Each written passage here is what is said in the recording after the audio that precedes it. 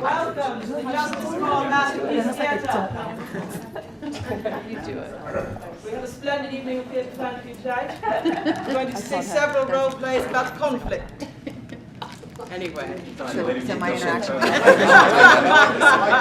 Okay, so the story goes. We were doing the Sean Bell Center, and a few days prior to the incident, I had a participant who almost got into a fight with the store worker on the corner of the Sean Bell Center, who helps fund the Sean Bell Center. And that could have caused us to work site. So when I got back to the program, me, the participant, and his case manager, Anthony, conferenced with him, and he was docked for the day. We got back to work 2 days later, and this is the story that happens. So, action. Action. Hey guys, I need you guys to get downstairs and start working. It's been about 5 minutes you guys been sitting here. Alright. Cool. Hey, Dominic, I need you to get downstairs real quick, do some work. How about you pay me for the day? You already docked it. How about I sit down, don't do shit? Well, you know, that's not how it goes. You know, if you don't do any work today, then I'm just gonna have to dock you again. You know why you were docked the first day? We conferenced about that, so can we get up and go through some work? I ain't do shit. Yo, why you through that? Why you through that? Hey, calm down before you do something irrational, all right? Nah, you threw me with that thing, dude. All right.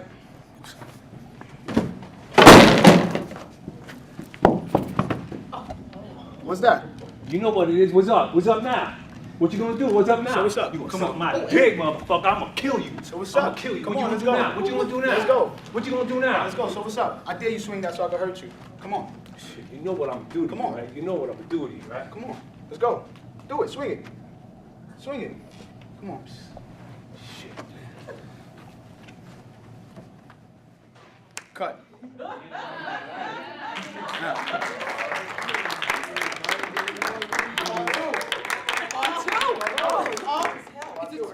Okay, Shakespeare.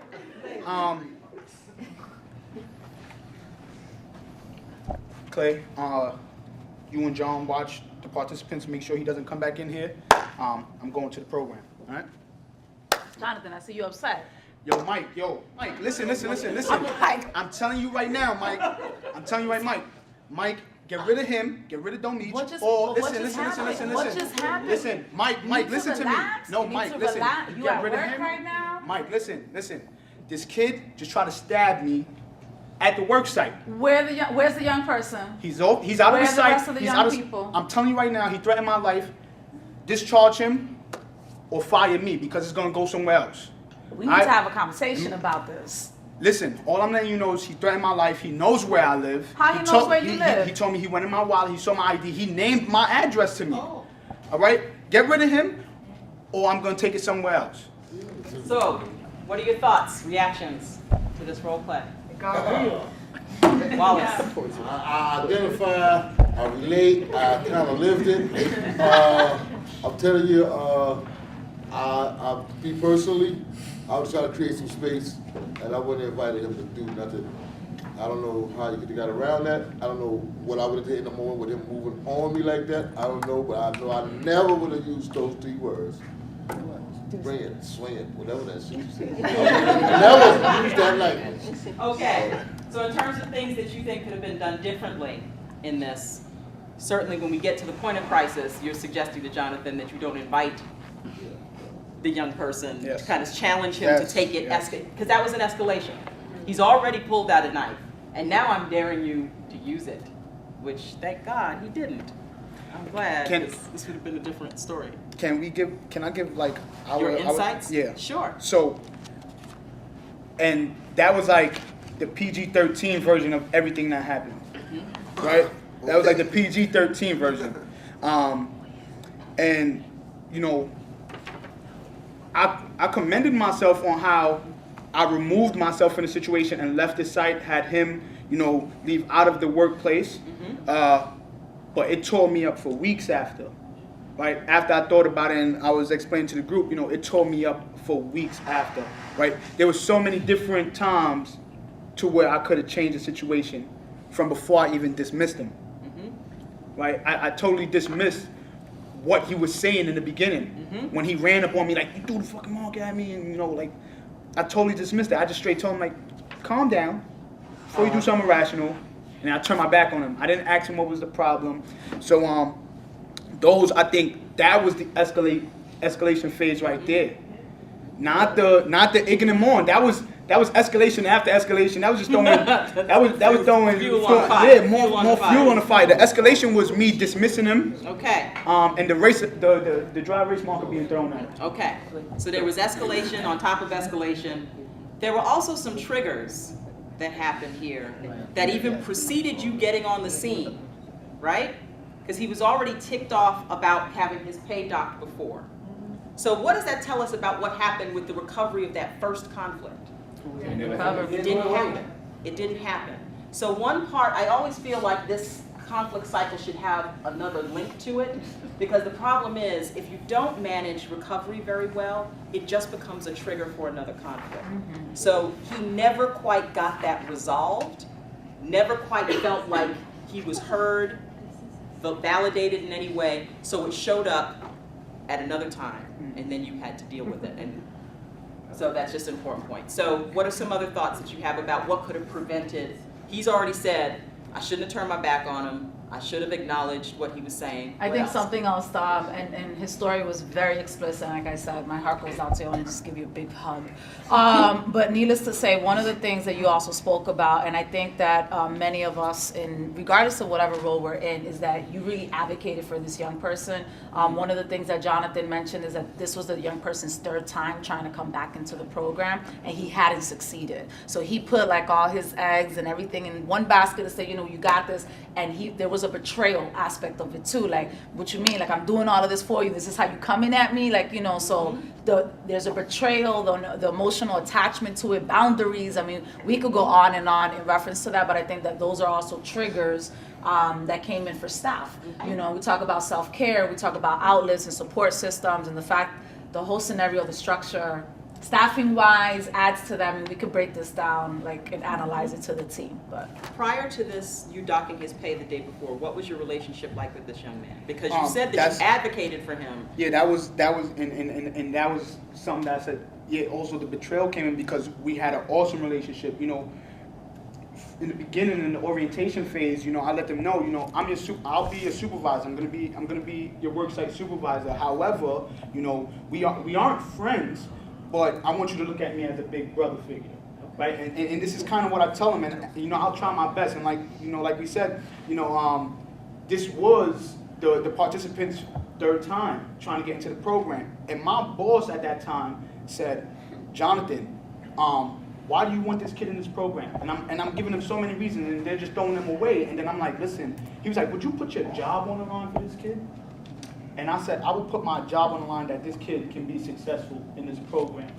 And so the relationship that I had with him was, I'm not going to say so much of a personal, but a more invested relationship in wanting this kid to succeed in the program. So I recognized that weeks after that, it was multiple things that played a part in the reason why, I felt a certain way about how he came at me. And the whole time I thought I was just in survival mode, feeling threatened, feeling my personal space being threatened, and I didn't think for a second. I went straight to survival mode and was like, yo, listen, somebody's attacking me. Like, what I know how to defend myself. Right. So who handled the recovery the last time? I want to introduce something to you guys. Who handled it? me and his case manager. And his case manager. Okay. I just want to quickly share with you. How many of you are familiar with Iescape? A few of you, so you guys can help and coach. This is from Therapeutic Crisis Intervention.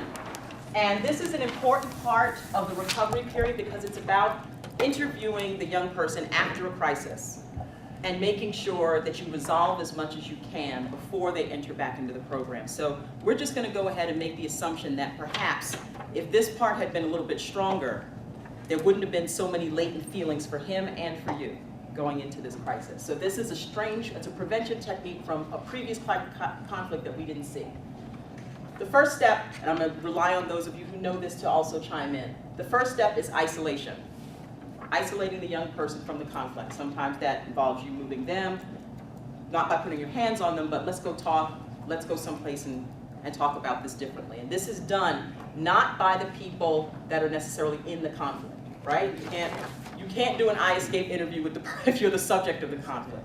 So this is something for the director, the case manager to do. Explore. Anybody who knows TCI want to talk about what that is? Yes. Because I see people writing notes. It's in your binder. It's in your binders. I'm sorry. Page 33. Thank you. Let's do that, Marisha. The young person's point of view. And how you do that is just, all right, so just, I wasn't there, I didn't see all of it. Tell me in your words what happened. Yes. What's going on?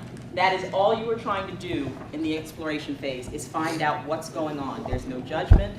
You're not jumping to conclusions. You're just getting the young person a chance to tell you what happened from their perspective, okay? The next phase is summarizing. You're summarizing what the feelings and the thoughts that you've just heard. So what I hear you saying is that this happened, you felt this way, and then this is what you did, okay? Just the feelings. It's the feelings and kind of recreating what I heard you say. So you walked in the room, he said something he said this to you, that made you angry, and then you hit him. Right, so you get beyond throwing up the chairs and the cursing and everything, you just want to deal with. Or you name it, you can name it. So he ticked you off, you got upset, you threw a chair across the room. But the key is, you're trying to just restate this back to them so that they can affirm, yes, that's exactly what happened, and those are the feelings that I was having. You really want to make sure that they get a chance to say, and they hear you saying, you were angry, you were frustrated, you felt disrespected. They've got to see that somebody's heard me. Thank you, that's all I want, is for somebody to hear what I've just said. Then you're going to try to connect their feelings to their behavior. So, when that happened, you got angry and you hit him. So when you get angry, you sometimes hit. That's your reaction. And this is an important phase because you really want them to distill it down to the choices. Because remember that conflict is about choice. So when I get angry, one of the things I tend to choose to do is to hit, or throw, or threaten, or go and get a knife. That this is something that I choose to do. I'm going to stop there. Questions so far? My TCI people, is there anything you want to add about either summarizing or connecting? A stands for alternative behaviors. So, when you get angry, what are some other things that you can do besides hitting people? And it's important that you work with them and give them time and space to come up with it. Instead of, why didn't you just walk away? Why didn't you do that? You're not presenting what you think they should do. You're giving them a chance to say, I could have left. Have you done that before? Yeah. How come it didn't? What happened this time? Usually you leave. What was different? So that they could really get a chance to unpack why they did something and why they made a choice. So what's something else that you could do? Make a plan for the next time. So next time this happens, what else could you do? I could leave. I could go get somebody else. I could ask for a 15-minute break. I can say, yo, I'm getting tired. Can I just, go cool off for 15 minutes? You can ask for that time. So you come up with a plan. Now, I will say that for some people, this plan often involves bringing in the other party and doing some kind of mediation, okay? Especially if the person has to go back and work with that person, like the situation that Pardis mentioned. The student has to go back into the classroom at some point. So there may be an opportunity for you to talk about how are we going to work together moving forward. But I do wonder if these steps have been fully followed. We're going to make all those steps, and we stopped at 8, and that's why he went 8. So you stopped the here. Second situation. You didn't talk about alternatives? We kind of spoke about alternatives, but we didn't really allow him as much to speak about his alternative. We gave him the alternatives. I love this. I paid you for this. That is the chronic mistake that people make is, I'm going to tell you what's going to happen next time. So next time this happens, you're not gonna go off the handle, and sometimes it's even incorporated into a threat. If this happens again, that's not the nature of Iescape. This is not the time for you to threaten. This is a problem-solving opportunity between you and the young person, and for them to identify and connect with what they're doing, and for them to identify a different choice that they want to make. And that's what was eating me, right? Like we did completely good with him, and then when we gave him the alternatives, we didn't allow him to give alternatives of what he may do in situations like that, and kind of understand him more, right? And this was from the first situation that occurred.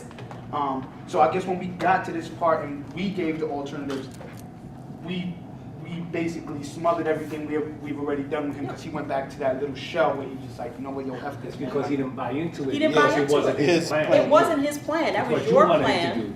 That was your plan that you just shoved down my throat, which Basically. now also means you didn't believe nothing I said. Right. And you didn't hear anything I said. So now not only do I not buy into this, I don't necessarily even trust that you all are really interested in helping me in the way that I need. Because he figures it's punitive. It's punitive. So no matter what I do, we can talk about it, but you're still gonna tell me what's up. And which is why by the time you got to him, he was just like, whatever. So it's an important part of recognizing that we can't just gloss over the recovery period, because it's just setting the stage for another one. But I Yes, think if I ma'am. could We just gotta add move to the next two things to that. In my experience in doing this process, first and foremost, people have to be ready. I Yes. have had things Yes. like this happen, not to the extent of the story that I heard today, but I have had things happen in my professional career that I've witnessed, that just nasty, ugly situations. Personally, based on what I heard, this would have never happened. I think I would have sent you home, I would have sent the young person home, everyone go home, Yeah. take a breather, and then we come back when we have baseline, coming back to recovery, so you know we're level-headed. And I think another thing also, as a best practice that I've also seen done, the Iescape was never done by the person that was involved in the situation. So given the fact that there would have been a time for that after the Iescape was done. The plan might have included, let's have a conversation with that, you know, with the victim and the offender, you know, in that capacity, but just two best practices that I've also seen done in that capacity. Absolutely, and that's an important point, because they don't have the isolation could be the first thing that happens, and that could last for a couple of days to give people a chance to calm down, yes. It's actually, and because I've done this a lot, and especially in residential settings, which is what it's designed for. Iescape is really not designed to happen like the next day. You take 10 minutes, you take 15 minutes, you take 20 minutes, or something like that. But Iescape is supposed to be done the same day of like whatever the conflict was. So it's like, and you pair it with your behavior support techniques. Is how these things support each other. So you're like, all right, everybody's really high, everybody's really emotionally charged right now. You time away. You're like, all right, everybody, let's take 10 minutes. You be in that corner, I'll take this corner, or wherever. Let's just center ourselves, woosah, so that we can come and talk about making sure this doesn't happen again, right? And so the person who is absolutely right, the person who was involved should not do the Iescape at all. That person needs to be Iescaped themselves. Exactly, Actually, absolutely. that's the thing. It also works with staff on staff, and then sometimes too, like, because like people always ask how long should Iescape take? Like as long as it needs to Absolutely. is the answer. And then a lot of these things, like the S, the C, and the A, can really run together. And sometimes, like if you have young people who our young people have limited language for feeling states and all this stuff, you can sort of preempt or like help a young person out by like being like, well, you know, obviously, you know, people get angry. It's part of life. I'm quite sure that this isn't the first time you've gotten angry, and I'm quite sure you don't always hit people when you're angry either. Right. So what are some of the things that you've done to get through your anger without hitting people? You know what I mean? Absolutely. And so have them draw on their past experience and not project future experience. Absolutely, well said, well said. We had a place called the National Black Theater in Harlem, 125th and 5th Avenue. We painted some stuff in there, and now we're coming down the home stretch. We've been there for a month and a half. And everybody else aware of the techniques where we paint it. We keep a rag with us at all times, so if we get some spill, we wipe it up immediately. We use brushes to cut in corners, and then a roller once we get out of the corner. Okay, and everybody's already aware of these instructions that I've been harping on for over 2 months now.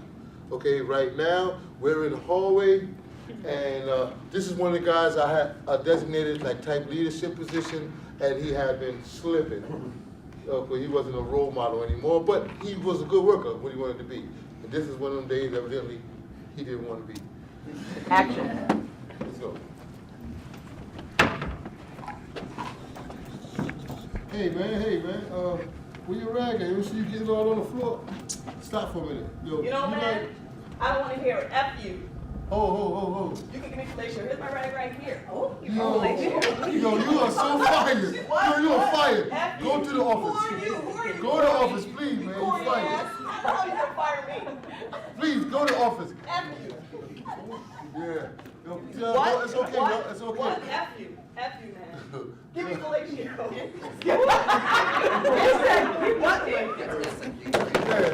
Yeah, go on, man. Get out of here. Yo, you can't. Take care of that. You invite her back. We'll see you take care of that. Nah, y'all can't do that. Y'all can't do that. Y'all doing a good job, man. Don't worry about it. We'll handle that. We'll handle that immediately. Y'all got a lot for it.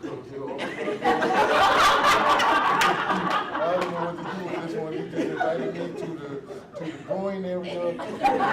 Rag in my face. Listen, I don't know what we're going to do. See, no. All right. What happened was we had mediation. About a week later, we had mediation that towards the end of the week, and then they suspended him for a week, and he came back to the site, and he never could look me in the eye. He apologized at the mediation, but he never looked me in my eyes again, and with about a week and a half, his attendance trailed off, and then he totally faded to black. Never seen him again. Yeah, but it was really aggressive.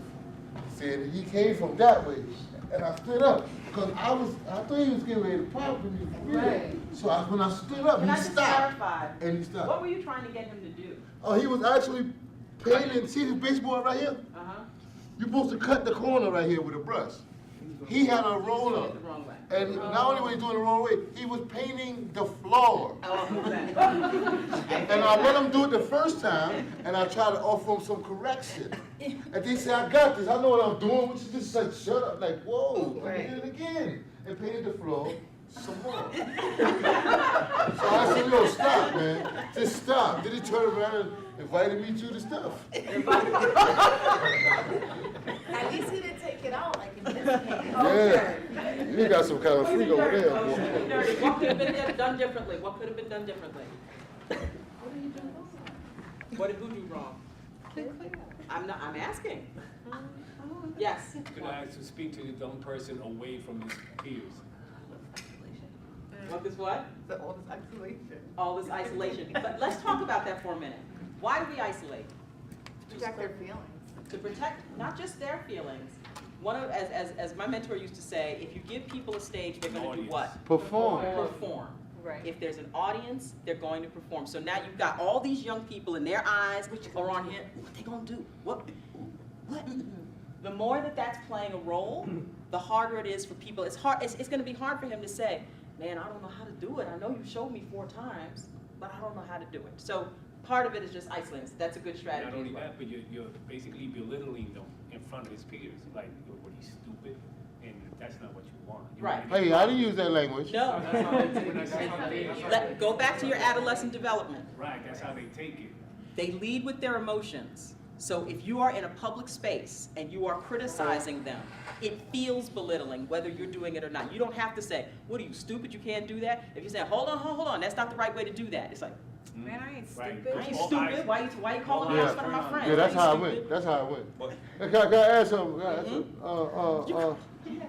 Just for the record, I couldn't go nowhere with him. Because one of the things he was saying when I said leave the site, he was like, yeah, come outside. I'm saying before. I ain't going nowhere with him. No, 'Cause I like no, the no. job. I need a job. I ain't going When his nowhere with bro him. did wrong, when he first did it and he did it incorrectly, even though you've been telling him for 2 Right. months, you could have said, yo, listen, come here, let me tell you something. Right.